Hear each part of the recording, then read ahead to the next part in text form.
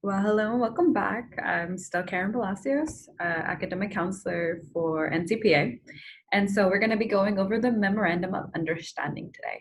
So this Memorandum of Understanding is essentially a virtual agreement or physical agreement, however we're signing it, between us as a program and the scholar, the student, basically agreeing to a set of terms and conditions between the programs. So if the students meets these certain amount of requirements, us as a program will be giving that student these things, just as any contract is.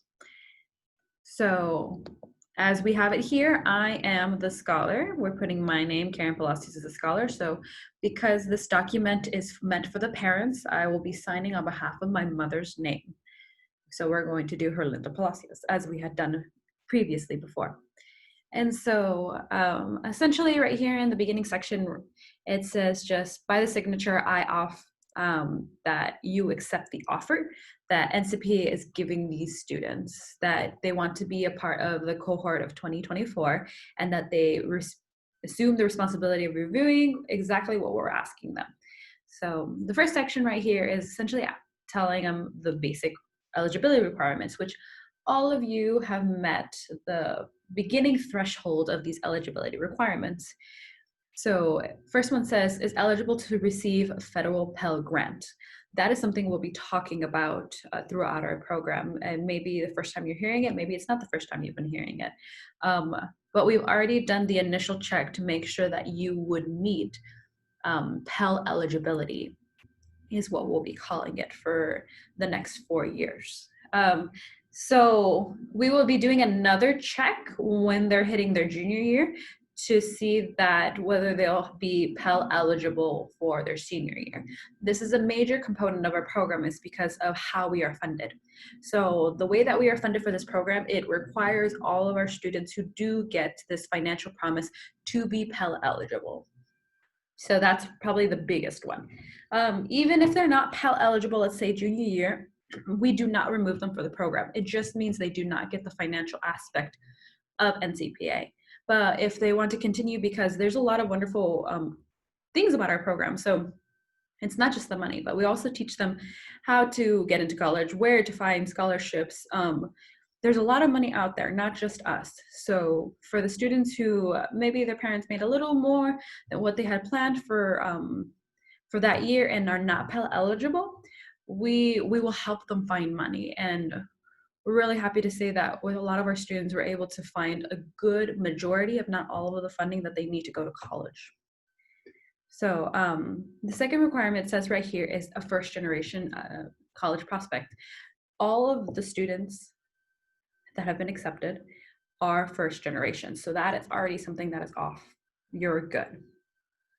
And the second is a Nebraska resident and US citizen or eligible non-citizen. Once again, all of you should be that in the program. So failure to meet basic eligibility means that they're eliminated from the NCPA financial promise, not the program. So that is something that I definitely want to emphasize, that the program has a lot more value than just the money that comes at the end. We want to give the money, of course, like that's what we were formulated to do. But let's say if we find out junior year you're not eligible, we want to keep you in the program so we can help you look for money. We do still work with the university, and there's other funding that we can help try to find for you guys. All right, and I'll press next because it's just easier. All right, Pillar of Excellence requirements. We went very basically over this, but just to do a quick review, knowledge, we're asking them to have 4 years of math, 4 years of science, 4 years of English, 3 years of social studies, and 2 years of the same foreign language. This is different than what Grand Island Senior High is asking for graduation requirements. We ask this because essentially these are the requirements that you need to enter the University of Nebraska-Lincoln, or most universities actually. So it's just easier to do that. We also ask that they take honors classes and advanced placement classes. Once again, we always want them to keep pushing themselves to do better. Maintain minimum overall GPA, that is a 3.25 GPA. We introduced that in the meeting, but if you had forgotten, it is mostly A's and some B's for the first year. But once they start getting into AP classes, you can allow more Bs and even an occasional C to still be able to maintain that 3.25 GPA. Complete ACT, pre-ACT if possible. We provide waivers for that, so they don't have to pay for the ACT for the extra times, and to do a capstone project. All right, and then we move to character. So basically, the way that I can describe this section is just do what you need to do according to the handbooks of GISH, do what you need to do according to the rules of society, and just be a good person, and you will meet all of the requirements. And then social networking policy. Truly what is posted on Facebook or on Instagram or on Snapchat or any of those things, and it's inappropriate, will come back to us.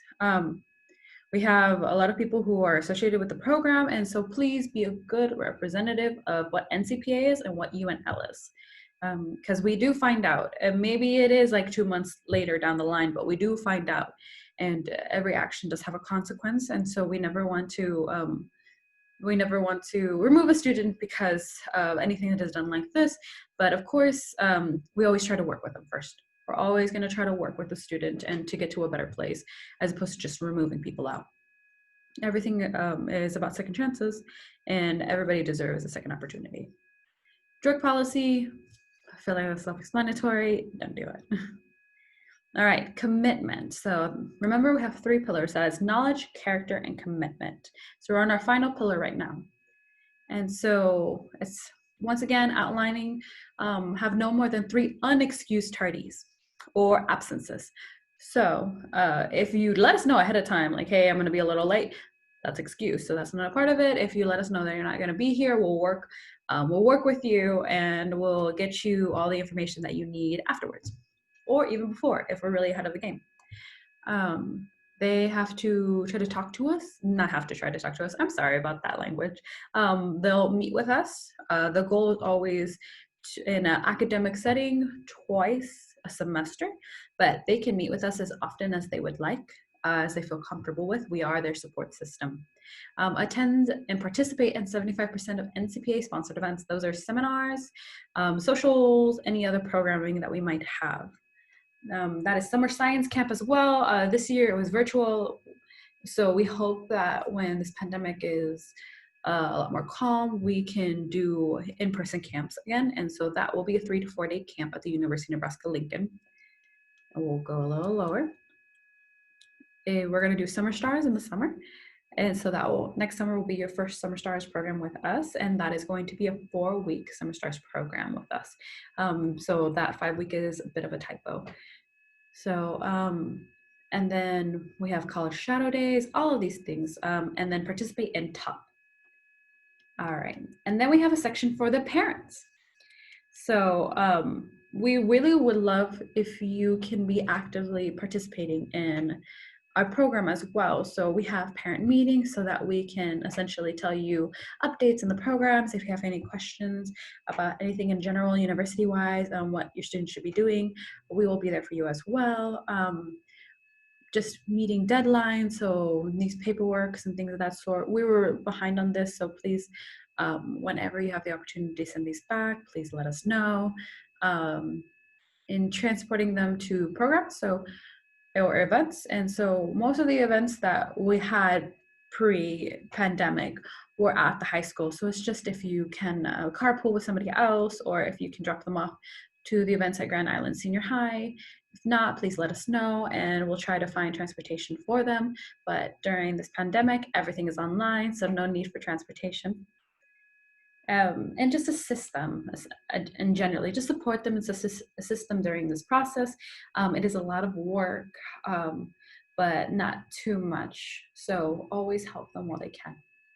So renewal process, essentially, it is just a paper in which you're telling us all of your information again, so we know exactly where they're at. That involves some basic tax information. That involves maybe updating your address, your phone number. We just want to know that we have all the up-to-date information so that we're not missing out. So, and then this UNL's commitment is essentially what we will do for your student. So that is dedicated NCPA staff, that is myself, and that is Kimberly Ruiz. That is individual academic plans. This is access to university facilities, events, workshops, all of that. We have a peer mentor program, so that is where the older students will match up with the younger students so that they can have essentially like a guide to what is GISH. And then activities and workshops. And then after graduation, that is when they've completed all the requirements that we had established up earlier.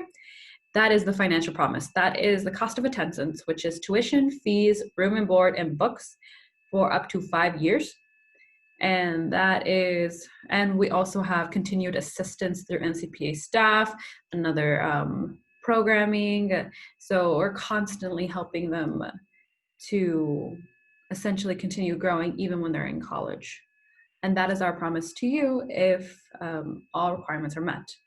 Now, if all of that sounds good to you, you have no questions, you're like, this makes sense, that is when we would start. So, oh, wow, it skipped right over me. So right here, we're gonna type our name and we're gonna sign it. It always takes me back up again. And so that's how it's gonna look like, and it should have the automatic date right here for you. As you can see, the student is not something that I can fill out right now, or can I? Interesting. Either way, I'm finding out things. I can't fill that out right now because this is the parent one. The students will receive their own, and so they'll also encourage them to go through it themselves as well so they know exactly what they're signing, and then they will sign everything as well. So that is the Memorandum of Understanding, aka the MOU. So if you have any questions, please let me know and don't hesitate to ask me. And I'll see you for the next other documents.